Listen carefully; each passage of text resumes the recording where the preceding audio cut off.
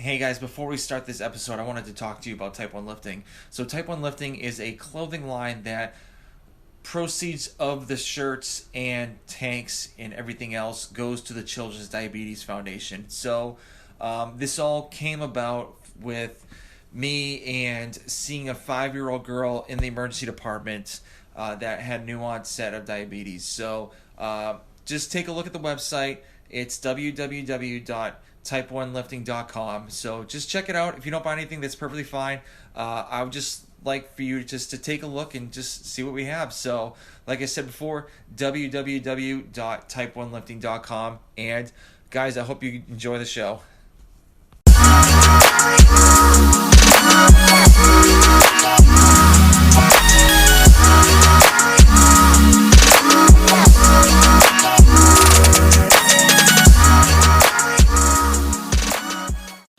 All right, guys, another episode of the Type 1 Lifting Podcast. I have a nutrition coach, personal trainer, and fellow Type 1 diabetic, Janie Soehl-Grillo. How's it going? Going great.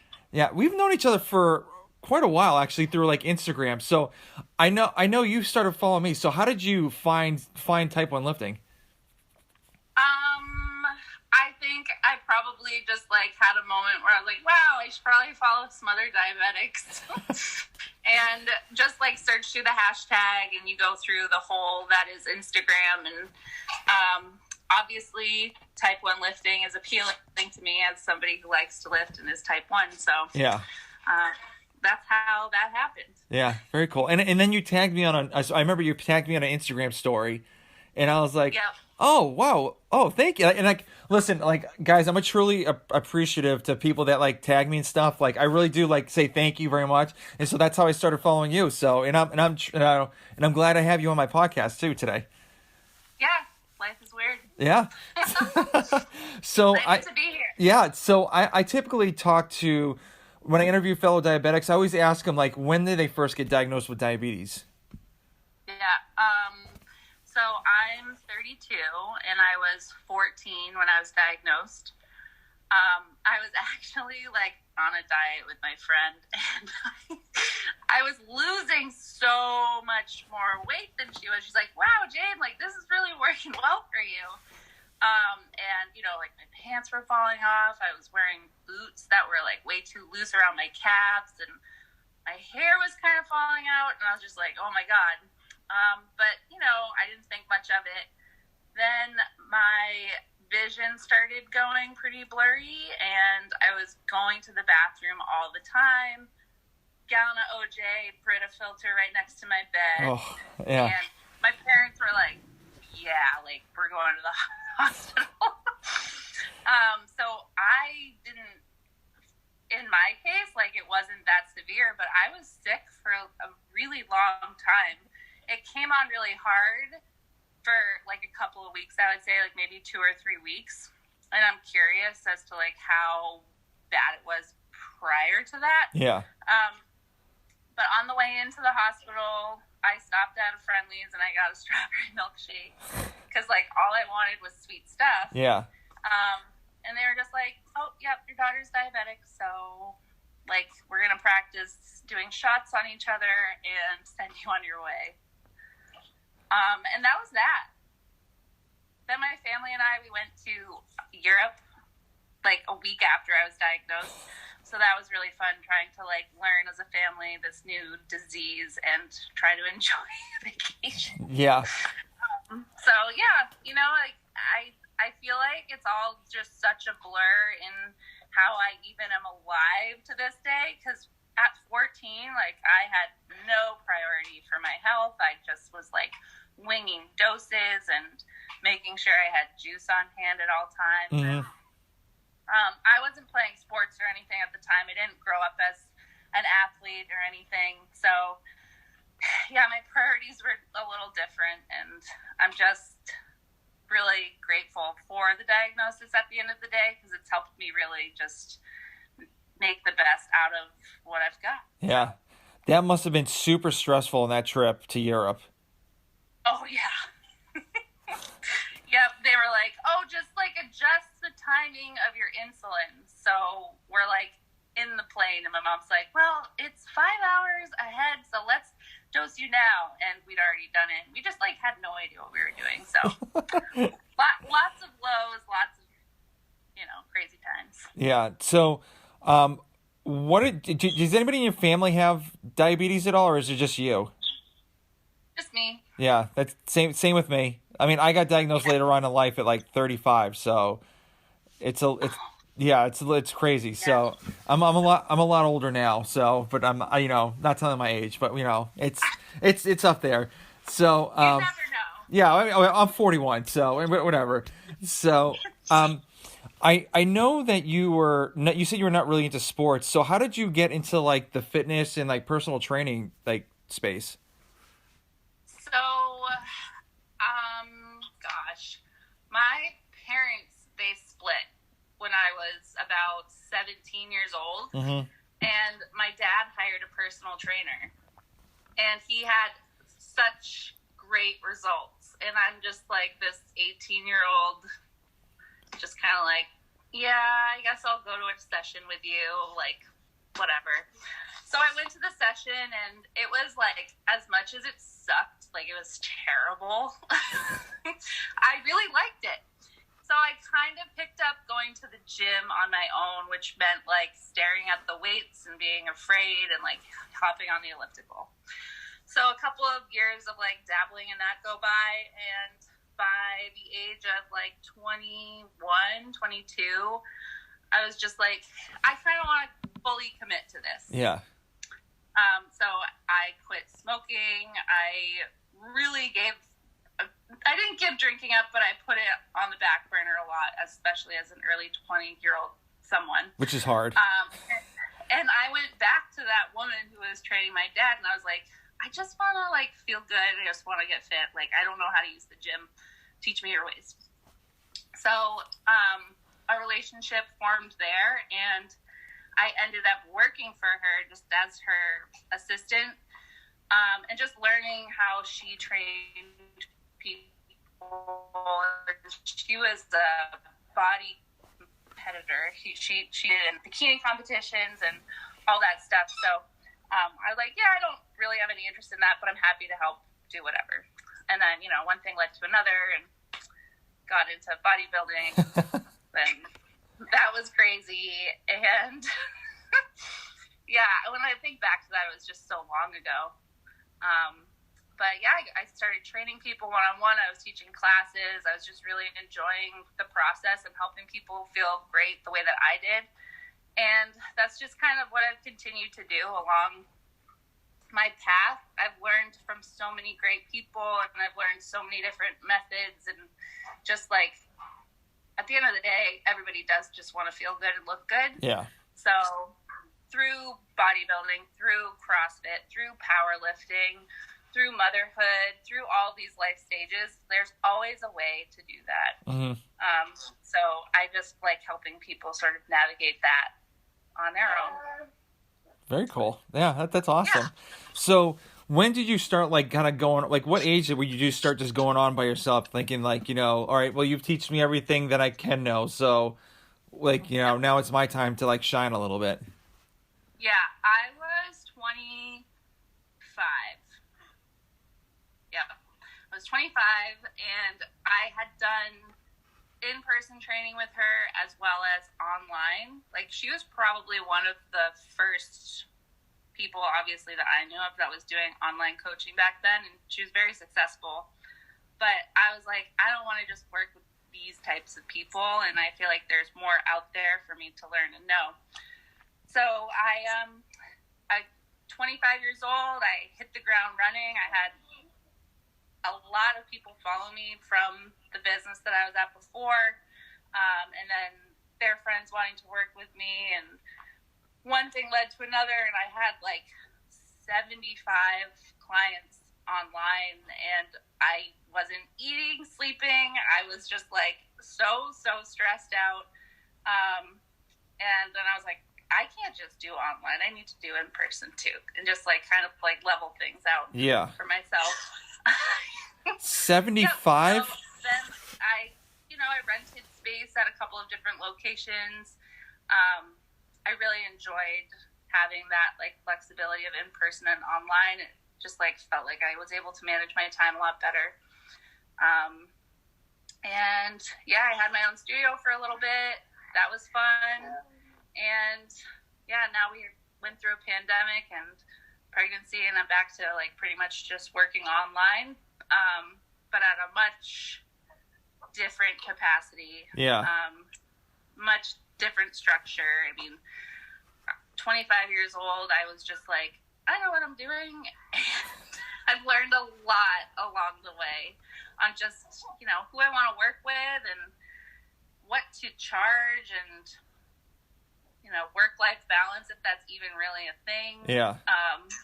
But yeah, it's been a journey, and I still feel like there's a lot more for me to give and take and do. So.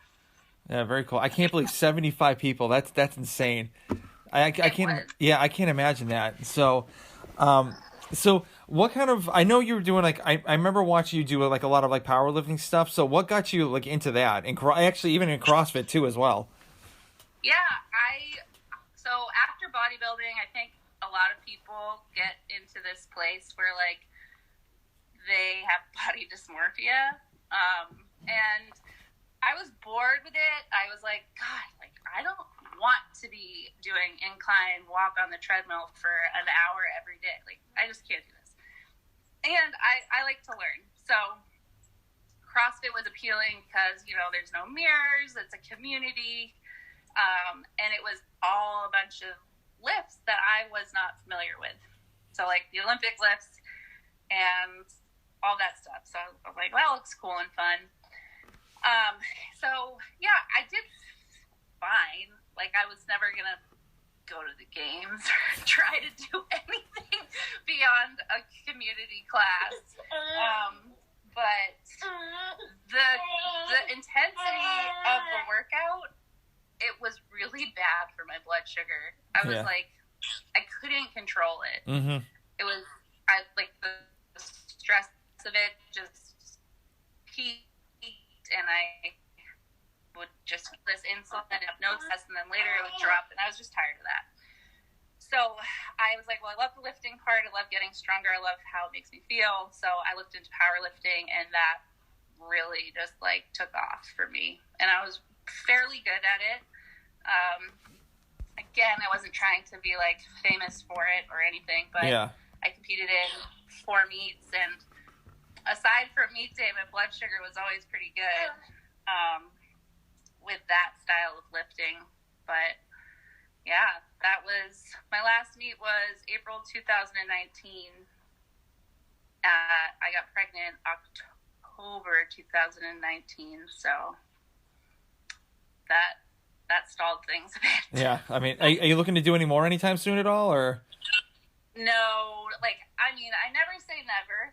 I would love to test my strength again and just kind of like see where I'm at, but for right now, I just like. There's no way I could commit to that. Yeah. Mm-hmm. I could commit to going down into my basement 5 days a week and doing what I can and all of that. But a program for powerlifting, definitely not. Yeah. I mean, it takes a long time too, especially like 1 day for powerlifting in their program. So yeah, it's almost like Olympic weightlifting. Like they'll do like a lift and then wait like a couple minutes and then come back again. And I've tried that route, and I'm like, I'm better at like an EMOM lift. Like you'll have like, or maybe 2 minutes. You have 2 minutes to, you know, do one lift, and then like wait 2 minutes, then do another lift and stuff like that. And so I do so much better on those because I don't know, maybe because I'm old and I need to keep my joints warm or something like that. But like I don't know. I think it's I like it a lot quick. I like doing a lot of things quicker. So yeah, I feel you. Yeah. So I would say, like, I love the style of CrossFit workouts. I love them. And I still do, like, EMOMs and all that, but I'm not going, like, as heavy and as fast as I can. It's just, like, I just go the Janie speed. Yeah, just move. That's all you need to do. So I always tell people, like, especially when they start CrossFit, it's all about pacing yourself. It's not like going hard all the time. You need to figure out, like, strategically when you're taking your breaks, when you're going to lift this, how many reps you're going to do before your next break, like stuff like that. Even breathing too. It's like you just got to pace yourself, and people just go right out of the gate. Like even when I was coaching clients like in one-on-ones, and they go hot right out of the gate, and I'm like, this, slow down, and then like the first time they did it, they just got absolutely wrecked, and I was like, I told you, like you're just supposed to slow down a little bit, but right. Yeah, it's funny, but pace yourself. Yeah, exactly. So with your online clients,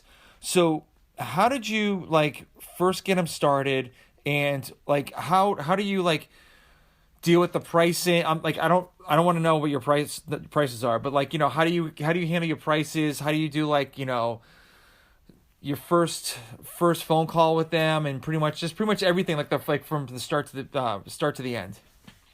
Yeah. So I meet most of my clients through Instagram, like direct message, communication, that kind of thing. And I'm a nutritional therapy practitioner, and I also do macro coaching in addition to the training. So what I do is I'll onboard a client with a nutritional assessment questionnaire, and then like an initial questionnaire just to get like history of everything. And then data to see, what nutrient deficiencies need to be addressed and to get started, because you can't just throw a bunch of numbers at someone and just go, okay. Yeah. Yep. And that kind of data about, where their nutrition has been and where it is now and like what needs to be improved, like that helps me sort of create a ratio structure for a macro goal. And then you just also want to know like how a client wants to track. Like, do they want to track calories and protein? Do they want to have flexibility with their carbs and fats? And just like, what does a client want? Because their consistency is going to be the key. And I'm here to just like help them develop a method that's going to be like really sustainable for them. Mm-hmm. So the training part, I just make sure that they send me videos just to look at like mechanics, how they move, and where their fitness level is. And I do programming in TrueCoach. So then from there, it's just an overall assessment week to week, just seeing like, hey, how's this going? Looking at the progress markers that make the most sense for them. Like some people want to lose weight, some people want to build muscle, body recomp. It's all individual. But yeah, training programs updated pretty much weekly, bi-weekly, just focusing on progressions that we can go through. And yeah, and I let them communicate with me throughout the week through the app, and they have the option to do 2 calls with me a month. So very cool. Yeah, so do you like pretty hands-on. Yeah, do you like using TrueCoach at all, or? Yes, love it. I love it because it's all in one spot. You can deliver nutrition. They can sync their MyFitnessPal to the app, so like they don't have to take data and then input it again. It's just like there. Mm-hmm. They can put their progress pictures. They can put their measurements. They can load their videos. They can make comments on the training programming. It's just like an online coach's dream, I would say. Yeah. So can you record videos on there for yourself? Like, let's just say like someone's having an issue, like understanding how to do a deadlift. Like, do you demonstrate it and you just put it on TrueCoach, and like in the program, there's like a link to it or something like that, or? Yep. So essentially you'll create a program and you can input whatever videos you want for the workout. So it can be your videos or it can be like from YouTube. I try to have them be my videos just because I'm the coach. But you sometimes like, all right, a bicep curl, there you go. But if a client sends me a video and I see that they need a certain adjustment or cue, I can just load my feedback right then and there. Yeah. And they find that to be very, very helpful. Okay. So do you use any cues? Like I know you talked about cues just now. So do you have any cues that like you kind of use that so they stick in people's heads at all, or like, just like crazy cues you think that like, oh, now they're going to remember it forever? Oh my gosh. I feel like every video that I make, I say the same thing. Yeah. I'm just like, shoulders down and back, chest up to the wall, brace your core, pull your ribs to your hips, screw your feet into the floor. Here, let me find this pacifier. Yeah, it's okay. So, like, I just off the top of my head, those are like the flow cues. Because it's literally just about knowing your body and like the muscles that you're using. And then once you are like, oh, okay, like you're in a plank for a push-up, that's like, for people, that's something they would never think of. So like you want to have the total body tension in your whole body for the push-up. So to prevent all the snaking and this and that. But yeah. Yeah. So I typically use like 3 of them. I've talked about this in other podcasts, but the one I say is a King Kong. So if they're deadlifting, just keep their chest up and like King Kong gets pissed. And then if you need to put your butt back, I just say Miley Cyrus. It's like twerking. Oh, yeah. So, and I like this, I'm like, just Miley Cyrus it. And they're like, oh, okay. So put my butt back. And then the last one there's another one I do too, but the other one I do, if they do like a pen lay row or something like that, I call it a tabletop. So just try to keep your back flat like a tabletop, or if they're doing like military presses, like fast rep, I just say pigeon. So like, a pigeon like moves their head back and forth. It's like putting your head through, then back, head through, back, and like it looks like you look like a pigeon. That. So those are the cues that I've used like when I've been personal training. So, and everyone that I've coached always remembers those cues, which is awesome. So. Yep. The Miley Cyrus one is funny. Here you go. Let me pick them up. No, you're good. I like for an RDL, it's like, all right, so like push your butt cheeks to the wall behind you. Yeah, pretty much. Yeah.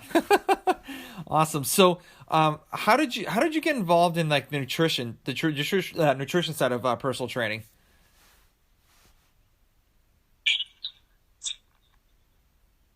Can you repeat that? Yeah, no worries. So, how did you get involved with like the nutrition side of like personal training or nutrition coaching?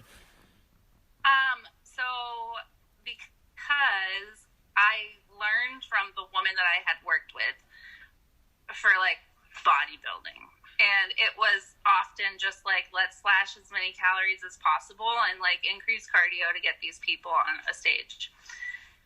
And I had, this was like 2013 that I got into competing. So like around 2014, 15, it was like BioLane, like Lane Norton. Yeah. He was coming out with flexible dieting, and Chrissy Cagney, she's got a new last name. Anyways, like all this flexible dieting information was coming out, and like reverse dieting and this and that. And I was just like, this woman never talks about that. Mm-hmm. Yeah. And again, like I just love to learn, so I went down a hole and I started implementing those things with my clients and seeing like, okay, like we don't have to do like any of this crazy stuff really for you to see great results. Yeah. And with nutritional therapy, like I, with type 1 diabetes and Hashimoto's, I developed amenorrhea just from extreme dieting. So I lost my period for 4 or 5 years. Just using nutrition to heal the body, and not just like physically, but also mentally. I just find it fascinating, like how simple it can be and how effective it can be. Just like movement. I mean, we're in this probably all for the same reasons. But yeah, that's my answer. Yeah, it's amazing you can subtract like one little thing and it'd be like a complete game changer.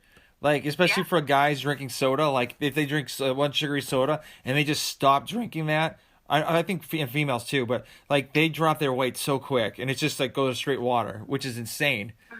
So, yeah, I've had clients they've lost like 60 pounds or like a couple other ones like that. And one of them was on like a raw diet where she would eat like raw food and she would eat meat on the weekends and that's it. And like she dropped the weight so quick and like she still kept her strength too, which was amazing. So Wow. yeah, she would PR her lift at least like once every 2 weeks. Damn. And I'm like, good for you. It's she like her weight was fluctuating like all the time. Like she had a kid, got the weight, lost it, then had another kid, then gained the weight back, and then lost it. And so I mean, I was like, I coached her for like a year and a half, and it was like just amazing seeing her transformation, which is so cool. So it's amazing to see people just like have it click for them and just like and see the great results from it. So yeah. And I know you have a little one right there in front of you. He's 8 months. So yep. I know you're having a transformation too. So you're posting it online. You look fantastic, by the way.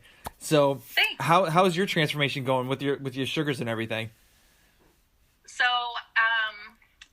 pregnancy made me the best diabetic ever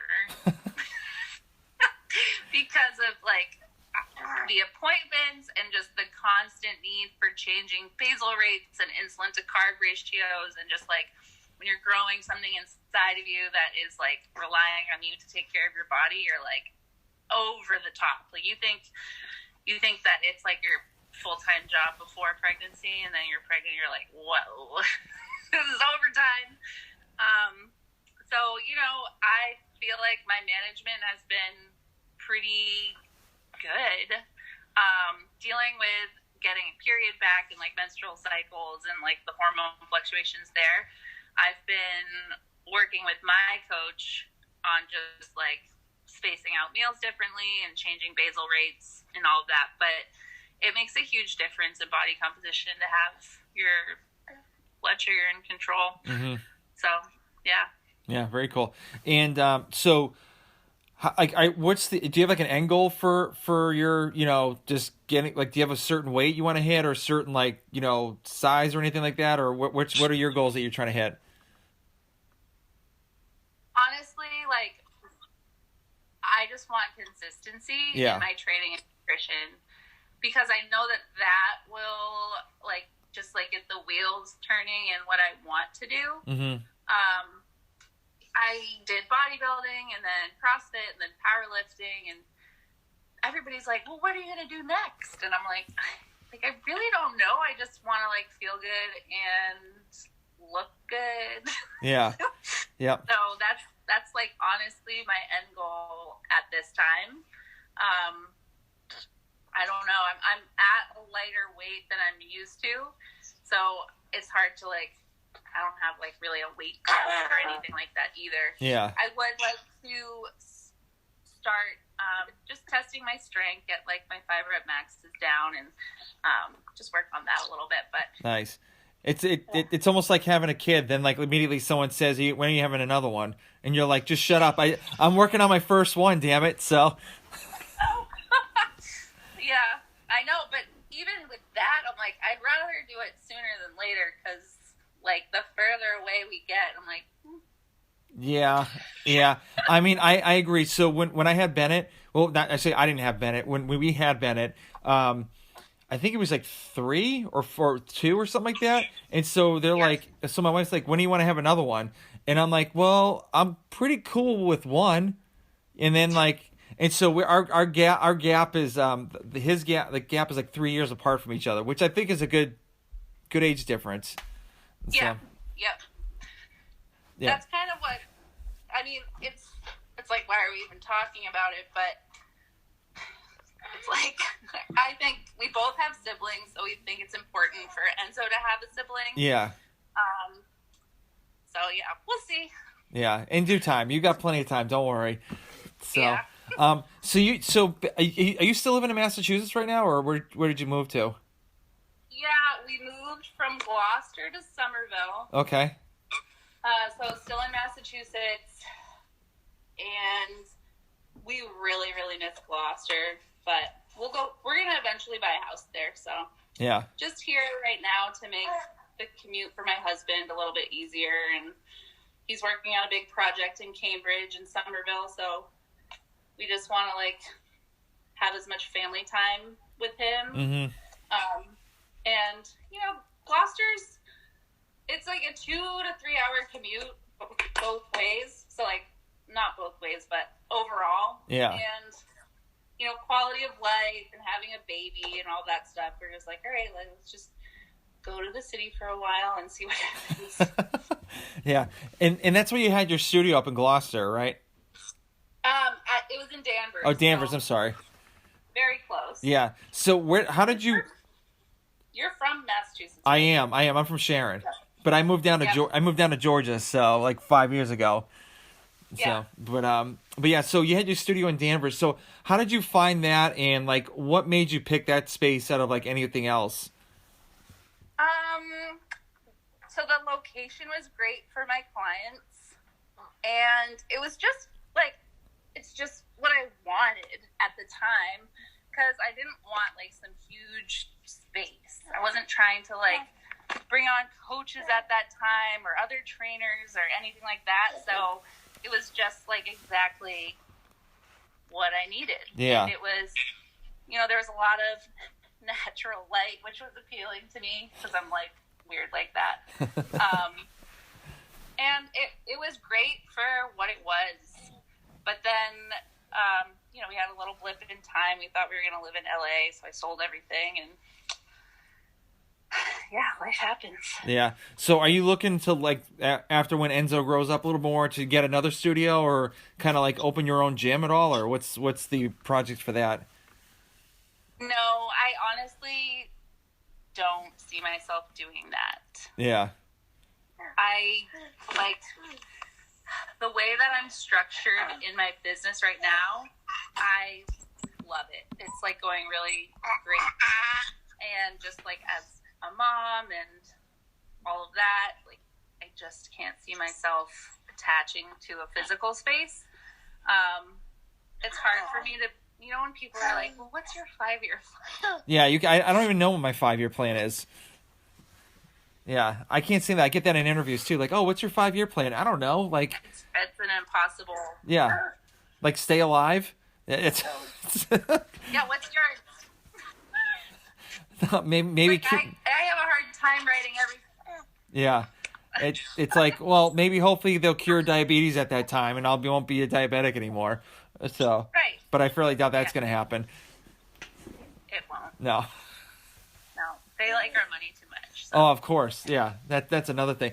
So speaking of that, so with insurance wise and stuff like that, so how are you able to buy insulin and like, you know, your Dexcom or in your Omnipod, or like how does that handle? Are you underneath your husband's insurance, or what's the? So when right before I found out I was pregnant, we had just gone back from LA.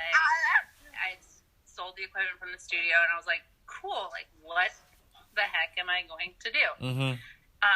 Back in 2012, I worked at Lululemon, and I went back there, and I was like, do you guys need seasonal help? Because, like, I don't know what I'm doing. And then 2 days into being there, I found out I was pregnant with Enzo, and I was like, so can I stay on full time and get benefits? Because this just happened. And they're like, yeah, of course. So I got amazing benefits with them throughout the whole thing. And my last day is actually on Sunday there. And we're back on private insurance. Okay. So, yeah. I mean, it was great to be on their insurance, but just like with childcare and schedules right now with COVID and like weird family dynamics with COVID, it was just like impossible to figure it out and make it work. So I'm home primarily with him, and we're paying for private health insurance. So, you know, it's expensive, but at least we have it.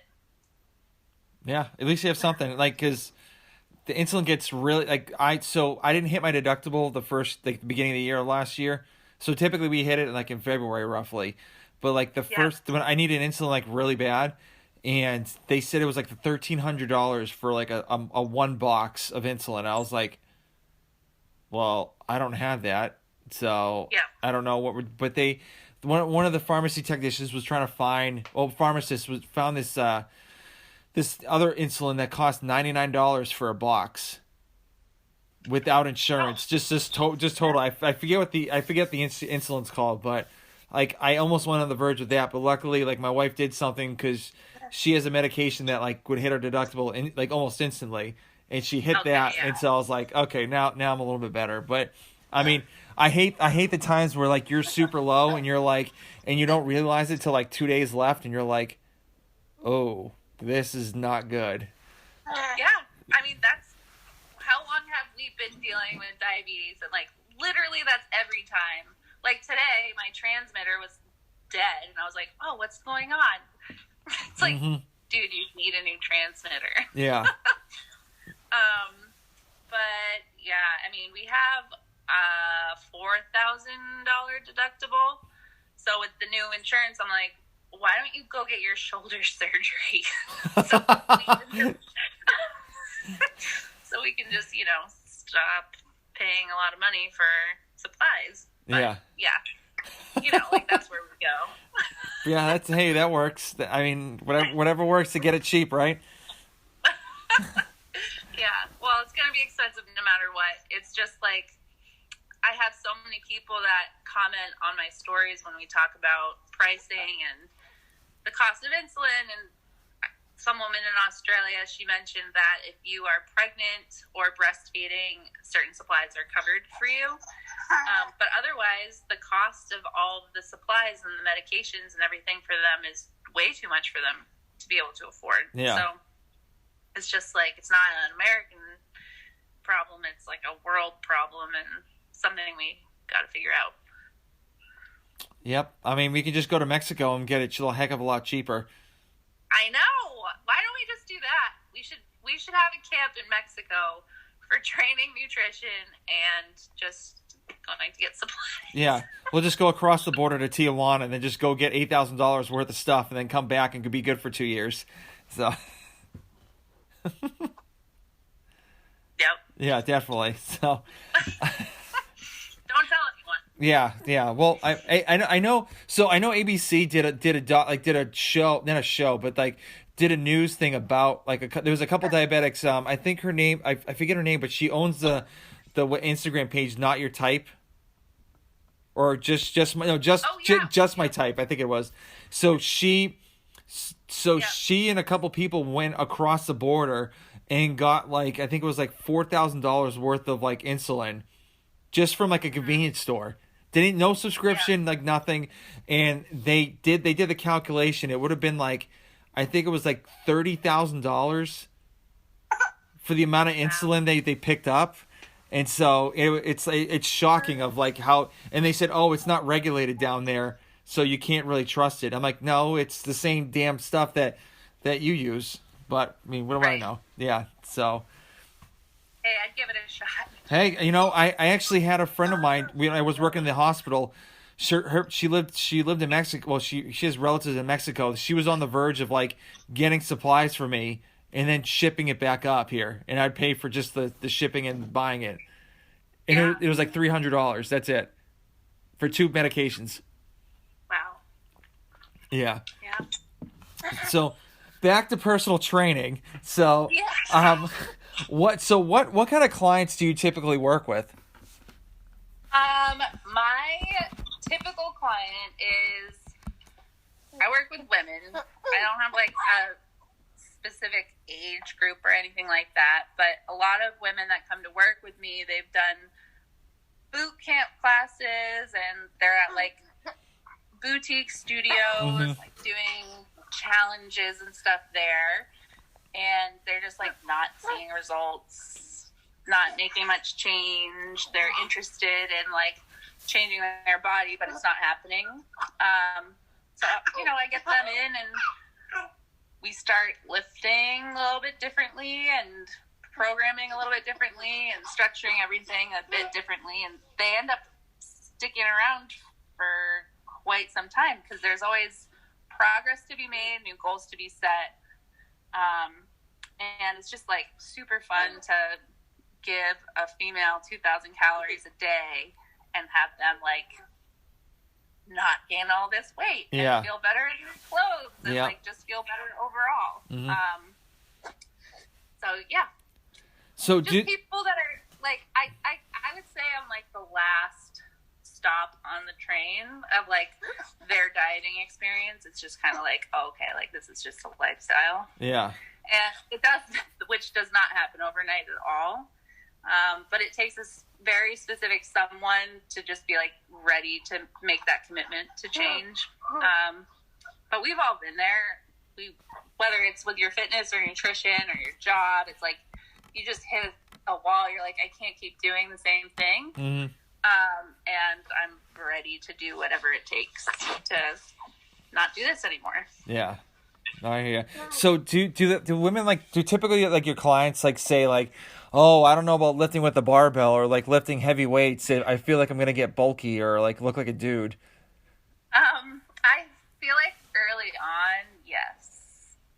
I had a lot of clients that were like that. But the people that I would say like they know that they have an understanding that that's not going to happen. Yeah. The typical, like the females that I've dealt with, like they always get scared straight when I give them a barbell or like a dumbbell or like something like that, or get on a machine. They're like, oh, I'm going to get so bulky. And I'm like, you're not going to get bulky. Like, I don't know where you got that from, but you got to stop. So. Yeah, I know. Well, that's like my mom. She is like terrified of weights. And she's like, I remember when I was powerlifting, she's like, oh, I just think you should pick up like ballet or something. And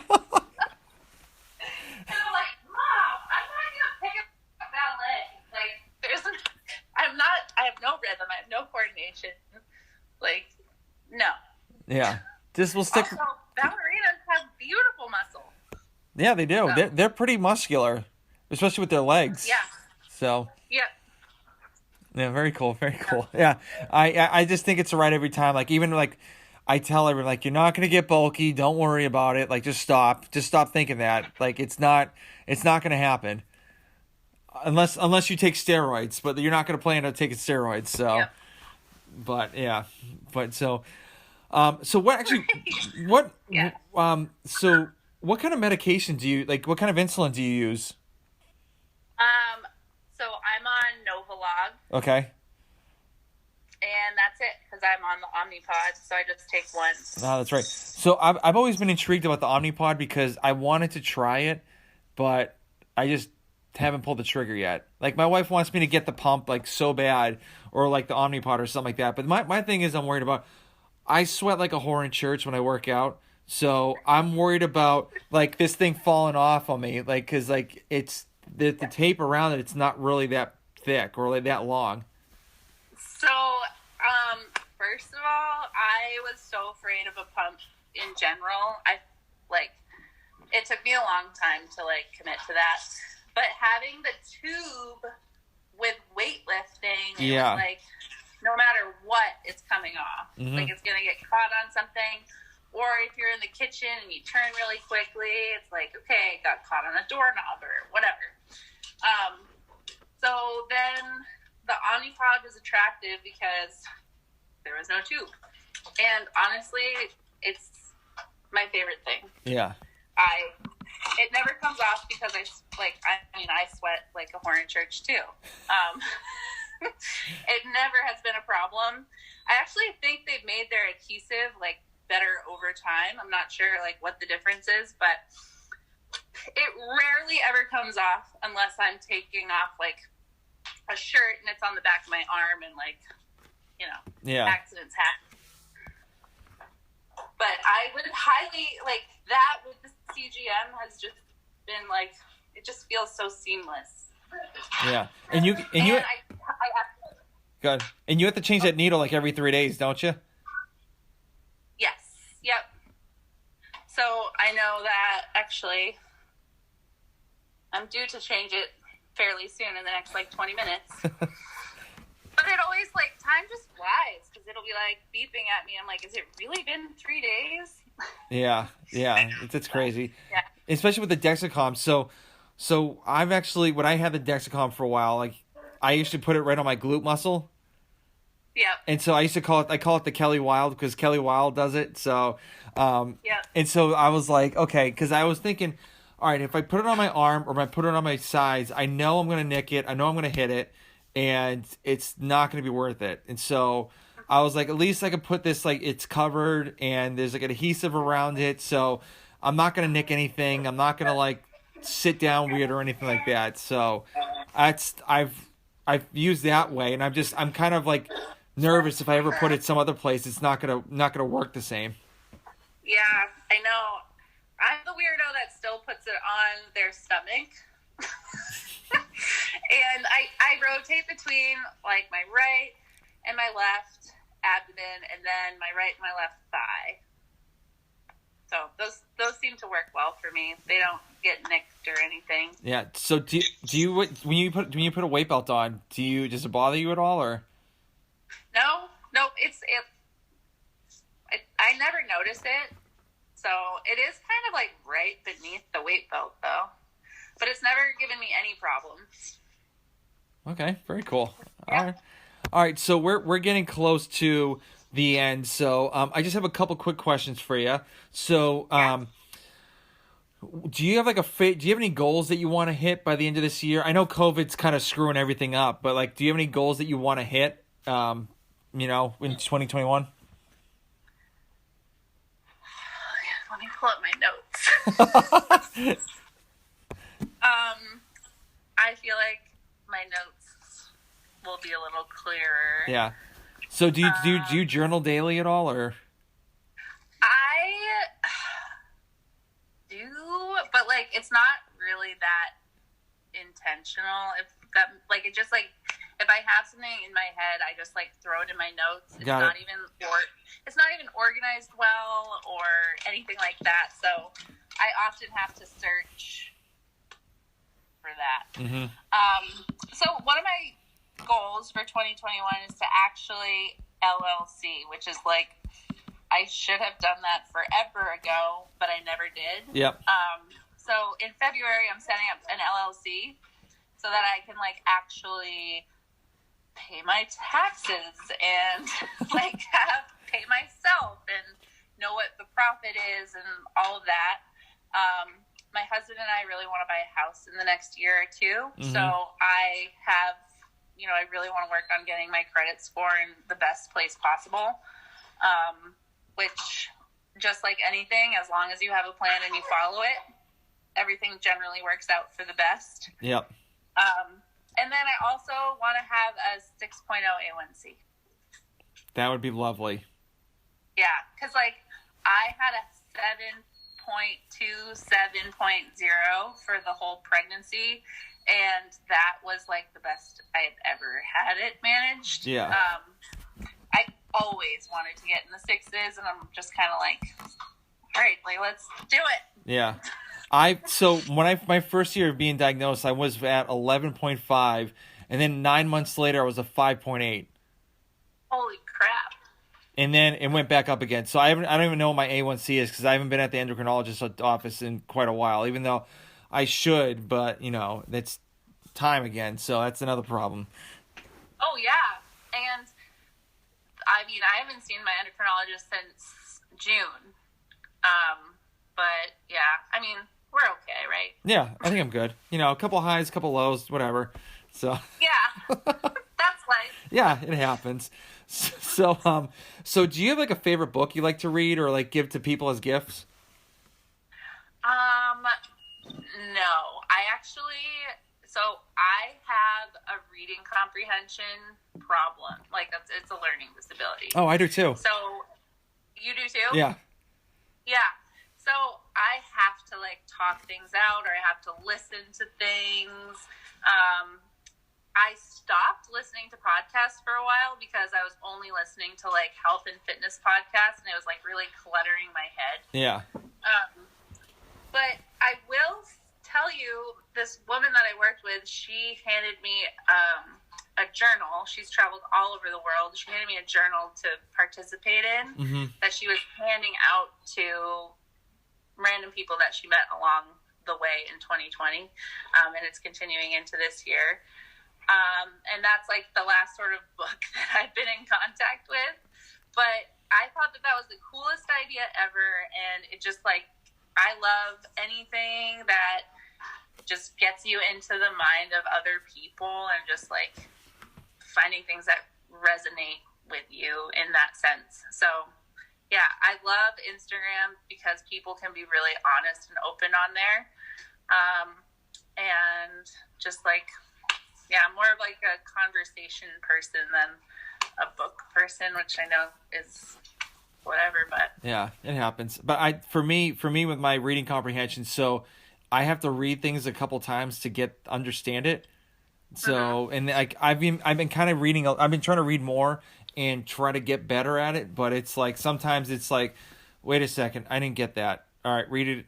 All right, wait, I didn't get it again. So read it over again, and then like it just takes longer to enjoy the book that I really want to read. So right, yeah, I'm that way. I'll just start reading a sentence and maybe I'll change a few pages and I'll be like, what the heck did I just read? Because I think my mind just like is somewhere else. I don't know what it is, but it's always been a problem for me. And so anytime I'm learning something, it like has to be hands-on or like in a setting. It can't just be like online. So I think that's why I'm very hands-on with my online clients, because it's like I can't just communicate with you via text. Like that's not going to work on my end, and it seems to be going okay. So and plus my grammar is so bad. Yeah, my wife looks at my stuff and she's like, oh my god, no, I'm not, no, you can't write this. So it's okay. Like those things at the end of the day don't make you who you are. So yep, exactly. So so we got the book. All right, so let's just say what about, go ahead.